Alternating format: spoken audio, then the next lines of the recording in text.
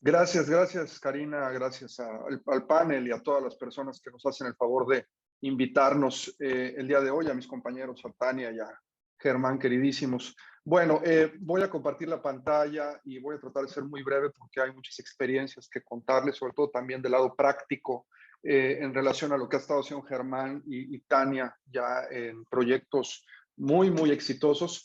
Y compartirles también que no es ajena la Sauceda para nosotros. Yo tuve la oportunidad de estar en el parque en el 2000, a finales de 2018, principios del 2019, que nos invitaron un grupo de empresarios precisamente ya preocupados por esta situación y entendemos muy bien la realidad que están viviendo porque es una realidad que se repite en muchas ciudades de nuestro país y que gracias a que existen este tipo de modelos que vamos a compartir con ustedes, es que el gran reto está en ponernos de acuerdo como ciudadanos para poder alcanzar esto y sobre todo realmente ayudar a resolver esta ecuación tan difícil de la administración de nuestros parques con los gobiernos tanto municipales como estatales. Bueno, lo primero que hay que decir es que esto es un tema de sostenibilidad y es un tema de largo plazo.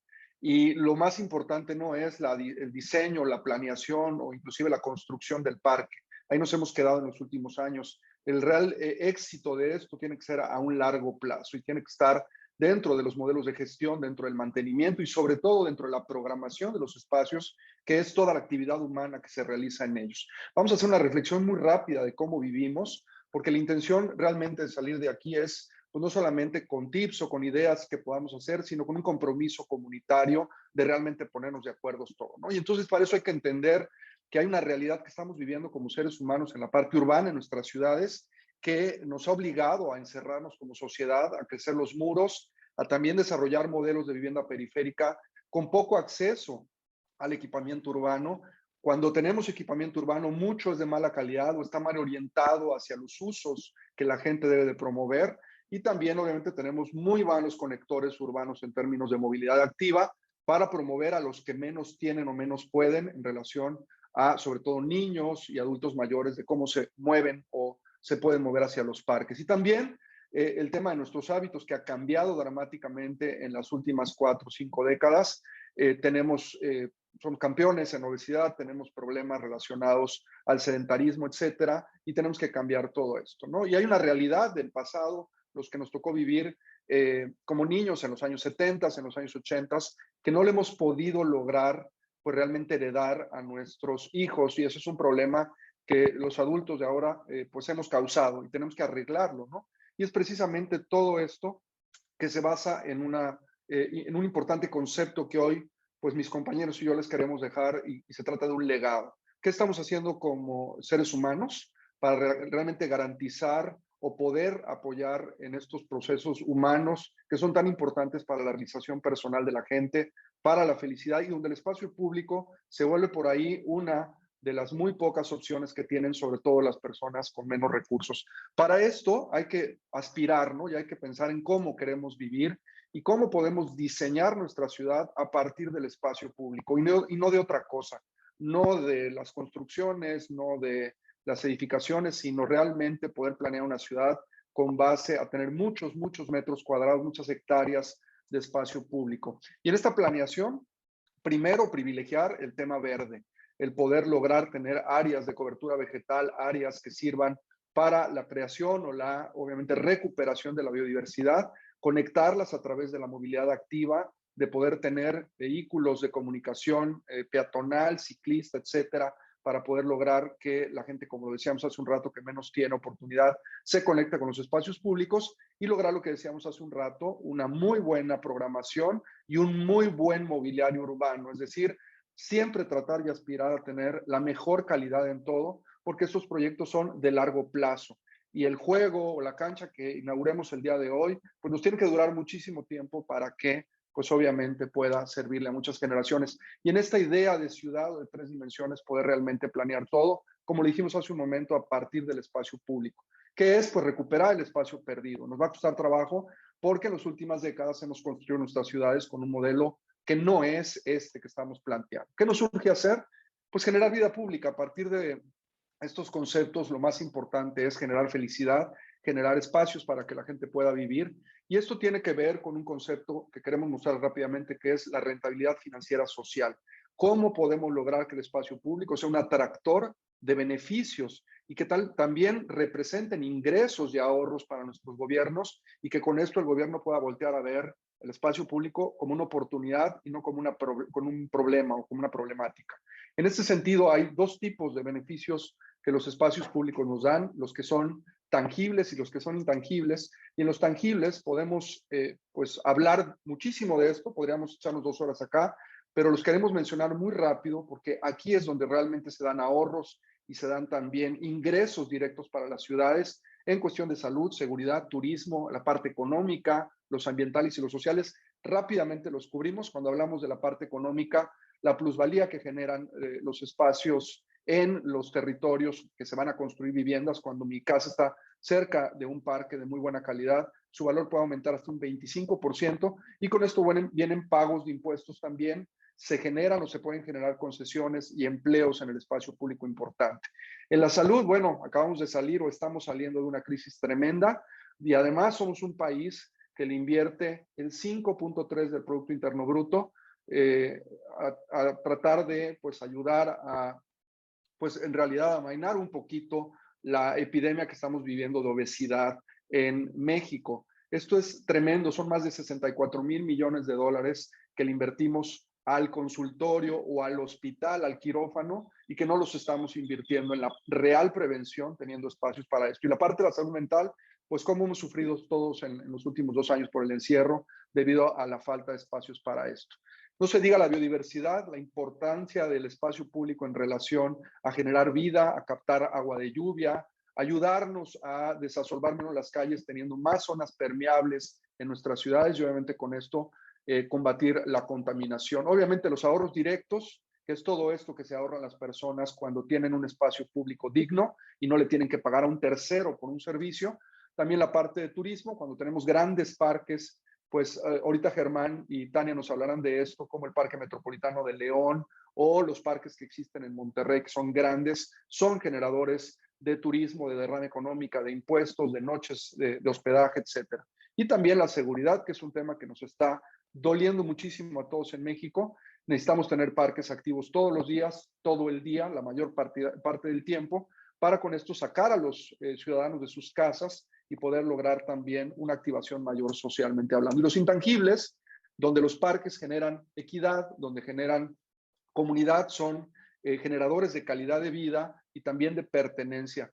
¿Cuántas veces pues nos ha pasado que ya no conocemos a nuestros vecinos o no pertenecemos tanto a una comunidad porque nos falta relacionarnos? Y el espacio público termina siendo este gran catalizador para esto. Y a final de cuentas son los lugares más democráticos, porque ahí no importa si tienes dinero, si tienes una enfermedad, si tienes una discapacidad, si eres alto, si eres gordo, si eres bajo, todos en el espacio público somos iguales. ¿Cuál es el problema? Bueno, pues el problema es que hay esta realidad que se está repitiendo, esta falta de interés, que se les decía al inicio, cuando entré yo a la Sauceda y pude ver las condiciones en las que estaba el parque, pues no me fue indiferente, porque lo vemos muy seguido, pero lo tenemos que cambiar, algo tenemos que hacer para esto. En este sentido, comparto un segundo concepto de cómo podemos diseñar la ciudad en función de un proceso, evitar obviamente cualquier tipo de ocurrencias o de cuestiones que no tengan que ver con una técnica, y tratar de seguir una línea directa. ¿Cómo hacerlo? Bueno, pues esta línea nosotros la hemos llamado, con este concepto que les decíamos hace un momento, del legado, donde hay ciertos pasos que debemos de seguir para que un espacio público pueda tener la esperanza de vivir en el largo plazo.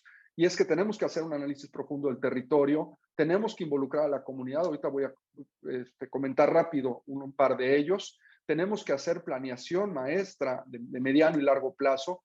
Tenemos que hacer planeación financiera también, porque manejar un espacio público, ya se los dirá Tania y Germán, es tremendamente complejo en términos financieros. Te tienen que comunicar también todos estos procesos, y tenemos ya después de eso pensar entonces en pasar a una parte ejecutiva, a una construcción y a una operación. Y todo esto es un proceso integral de gestión, desde el inicio hasta que el parque viva, o sea, de por vida tiene que ser esto. Y esto tiene que estar soportado también con políticas no solamente públicas, sino internas. Y me detengo rapidísimo a hablar del diseño participativo, porque aquí no hay nada más importante que el ciudadano. Tenemos que pensar que no importa que no haya dinero para los proyectos o que nos digan de pronto que no hay tiempo para hacer consulta o que ya se tengan que acabar el dinero porque se van a ir los alcaldes o los gobernadores o que los funcionarios tienen ideas maravillosas o nos vayan a cambiar el alcalde. Tenemos que ponernos de acuerdo y entender que la comunidad es la experta en esto, es decir, van a ser los usuarios del espacio público y los tenemos que tomar en cuenta en este sentido. Hay una frase que me gusta mucho del exalcalde de Nueva York que dice, todo es la información y en dos confiamos. Entonces tenemos que ir con la gente, tenemos que hacer encuestas, tenemos que hacer talleres, tenemos que sacar información donde podamos validar todo esto para darle paso entonces a la planeación. Y entonces tenemos que diseñar los espacios públicos de la mano de la comunidad, trabajando en cosas muy técnicas, pero esto lo tiene que hacer el ayuntamiento y el gobierno del estado con el apoyo de los ciudadanos. En esto del tema del plan maestro, pues importantísimo tener estos documentos y estas planeaciones de largo plazo para poder decir esto es lo que después de habernos puesto de acuerdo con comunidad queremos y queremos que dure 30 o 50 años. Podemos sentarnos después a discutirlo, pero no queremos que en 6 años o en 3 años que nos cambien a la autoridad, llegue alguien con una ocurrencia y le den la torre a todo el trabajo que se ha hecho. Entonces es importantísimo tener esta planeación y también meter este cuarto componente en el diseño de los espacios públicos. La parte ambiental, la parte urbana, la parte arquitectónica, pero la parte económica es muy importante. Ya hablaremos en un segundo, no me quiero extender en esto, de lo que significa esto en términos generales. En los planes de sostenibilidad, lo que a final de cuentas tratamos de hacer es crear herramientas porque tenemos una falta de recursos en nuestras ciudades y esto es una realidad. Pero además queremos transformar nuestros parques en parques destinos y la Sauceda tiene un tremendo potencial para convertirse en el parque destino, no solo de Hermosillo, sino del estado y muy probablemente de esta zona del país. ¿Qué hacen estos planes? Pues aumentar los usuarios y el uso, ampliar la oferta de programación, ofrecer precios más competitivos en lo que se tenga que cobrar, obviamente proyectar un crecimiento ordenado. Es una visión empresarial del espacio público, diversificando ingresos, eficientando egresos y obviamente teniendo dinero para proyectos de capital, que eso también es un problema. Ya se va a gastar el pasto, el juego infantil ya no sirve, hay que cambiarlo y todo eso hay que planearlo con tiempo. Voy a cerrar mi participación hablándoles de algunos modelos de gestión de fuera de México. Les voy a mencionar 2 de México y después les voy a ceder la palabra a Tania y a Germán para que ellos pues puedan contar desde su experiencia cómo se operan estas cosas. Este es el Parque Central de Nueva York, ustedes lo ubican perfectamente, pero el parque, y ahorita les explicaré por qué traigo este ejemplo a la mesa. Este parque estuvo muy comprometido en su desarrollo a finales de los 70s y principios de los 80s y estaba totalmente destruido. El parque se abandonó, la ciudad de Nueva York estaba quebrada, no tenían dinero, tenían un problema real y pues el parque la verdad es que estaba en condiciones muy precarias. Se pusieron de acuerdo los ciudadanos, fueron con el gobierno, se pusieron de acuerdo los gobiernos y los ciudadanos y crearon una asociación, una conservancy que le llaman los americanos, que es una estructura social, estos son los modelos ya de gestión aterrizados, para poder operar el Parque Central de Nueva York, que desde hace 35 años está operado por ciudadanos, obviamente con la participación de la autoridad. Empezaron a restaurar, me voy muy rápido con estas fotos, el parque, y lo más interesante probablemente de esto son los números, cómo lograron disminuir el crimen, cómo lograron aumentar el flujo operativo del parque, crecer la economía del mismo a través de un modelo de concesiones muy bien hecho. Obviamente el staff de la asociación civil es el que ahora realmente opera de manera pues más importante el parque y los visitantes, que es un indicador importantísimo, cómo han subido del 81 al 2015. El Central Park Conservancy es la madre de los modelos de gestión, por lo menos en los Estados Unidos, que tiene más de 35 años y que ha logrado inspirar el trabajo de más de 2,000 organizaciones en este país que han logrado coadyuvar entre el gobierno y la ciudadanía para poder coadministrar los parques. Entre ellas está la Conservancy de Pittsburgh, que tiene desde el 96 trabajado, inspirado también en el Central Park y que ha tenido resultados muy interesantes, no solo en la parte de recaudación de fondos, sino que administra directamente y mantiene 680 hectáreas de parques en la ciudad de Pittsburgh. Ellos mismos, obviamente con el aval y el apoyo del gobierno municipal, pero directamente la sociedad civil organizada. Este fue uno de sus primeros proyectos, era un estacionamiento. Aquí es donde uno se tiene que atrever a hacer cambios importantes y lo transformaron en el Shenley Plaza, que es un parque muy bonito con concesiones, etcétera. Otro proyecto importante que ha surgido en los últimos 15 o 20 años es esta vía de tren elevada en la zona de Chelsea, en Nueva York. Tiene 22 cuadras de largo, solamente tiene 12 metros de ancho y 10 metros de alto. La quería derrumbar el alcalde Giuliani y estos dos chicos, vecinos como ustedes, como nosotros, se juntaron en una reunión, subieron, en la reunión ellos fueron los únicos vecinos que dijeron no queremos que la derribe Giuliani, subieron a ver qué había en la estructura esta, en el High Line, donde pasaba el tren antes, y vieron que había vida y decidieron que querían hacer un parque, el cual pues se transformó en un atractivo turístico que está entre los 5 principales de Nueva York, pero que además que ha transformado la economía de esa zona y ha logrado realmente generar muchos beneficios sociales, entre ellos obviamente los económicos. Entre las cosas que el Highland tiene muy reconocidas es cómo ha ayudado en la competitividad de la ciudad y en esta parte específica donde todos queremos vivir cerca de un parque urbano de primer nivel. Y esto es un atractor también para empresas y para la competitividad de la ciudad, donde las personas se pueden ir a trabajar a una ciudad si tienen parques y tienen pues oferta para sus familias. Este es uno de los últimos ejemplos que les muestro, un estacionamiento espantoso, la exestación de trenes de Chicago, y también hubo una iniciativa del gobierno con la ciudadanía y transformaron esto en el Millennium Park, un parque pues que ha tenido mucha aceptación a nivel mundial por sus características culturales y que a través de estas obras de arte ha logrado atraer muchísima gente, y es un parque obviamente que utilizan la gente de Chicago para cuestiones comunes como hacer una clase de yoga, pero también para hacer un concierto masivo en este auditorio diseñado por Frank Gehry. Este parque costó la friolera cantidad de $500 millones, pero la noticia fantástica para la ciudad de Chicago es que le vende $1,000 millones al año en turismo a la ciudad, es decir, el parque se pagó en 6 meses. Y obviamente ha habido también un tema de plusvalías alrededor.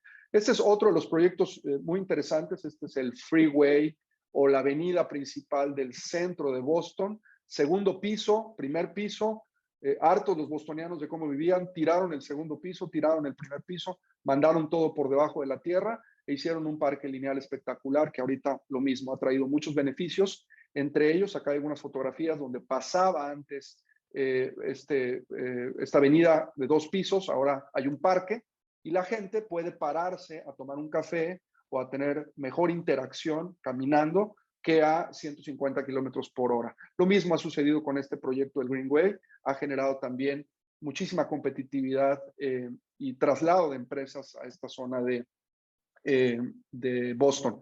Y el último que les muestro de México es este que también tiene que ver con la participación ciudadana.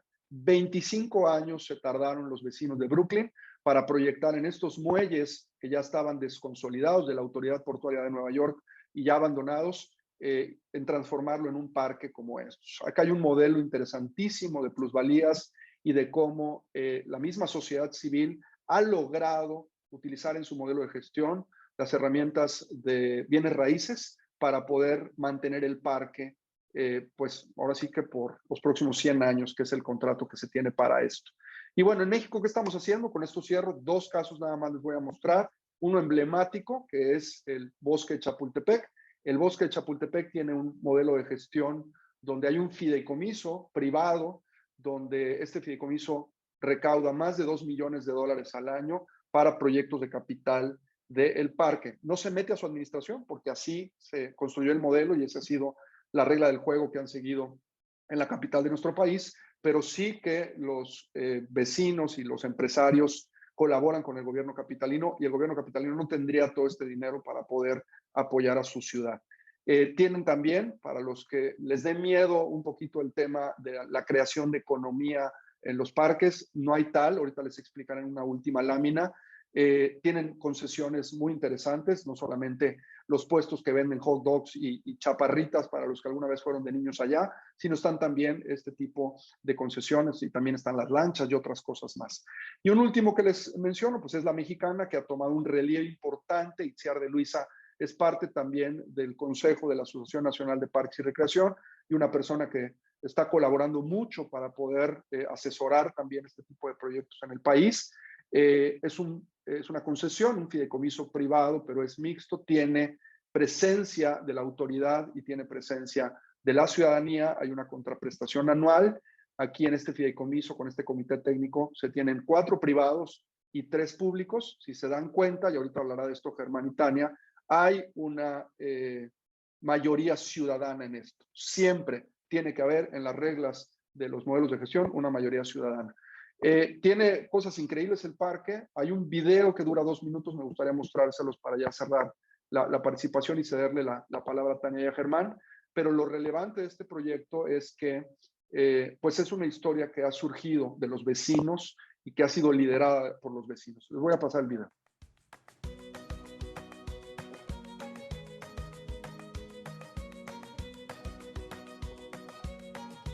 La Mexicana es un parque público en el poniente de la Ciudad de México. Está rodeado de colonias populares y un desarrollo inmobiliario moderno, residencial, educativo y corporativo. En el pasado, era una zona destinada a tiraderos de basura. Se construyó en el agujero de una antigua mina de arena, que fue rellenada con cascajo en el temblor del 85. La Mexicana es fruto de negociaciones vecinales con el gobierno. En vez de construir más de 9,000 viviendas, se acordó vender el 30% del terreno para edificar 1,650 viviendas y, con esos recursos, dar vida a un parque en el 70% del terreno restante. Y también que el parque sería operado por vecinos a través de una concesión, sin recibir presupuesto público. El diseño arquitectónico contempla un andador central que va presentando a los lados las diferentes áreas: jardines infantiles, jardines de adultos, skate park, lagos, anfiteatro y jardín canino. Las pistas para bici y para correr rodean la Mexicana, brindando así un atractivo recorrido. Con un programa cultural, deportivo y social, el parque atrae y asegura una inolvidable visita a más de 2.5 millones de personas al año, 30% de las cuales son niños. La sostenibilidad económica fue un compromiso desde su planeación. El costo de mantenimiento y la operación se pagan con las rentas de los espacios comerciales, así como con los estacionamientos y baños. La Mexicana es un proyecto ambientalmente responsable y los lagos son su sistema hidráulico. Se llenan de agua de lluvia o agua tratada en época de estiaje, la cual se utiliza para regar, limpiar y el WC de los baños. El consumo de agua potable es mínimo. Se limita a la fuente infantil, los bebederos y los lavabos únicamente. Las luminarias de las vialidades tienen celdas solares, lo cual disminuye el consumo de energía eléctrica. Para la construcción del parque se plantaron 3,000 árboles, 80,000 arbustos, 40,000 metros cuadrados de cubresuelos y 70,000 metros cuadrados de pasto. La Mexicana cuenta con un plan de manejo de residuos mediante el que continuamente se busca disminuir la producción de desechos, reutilizarlos y reciclarlos.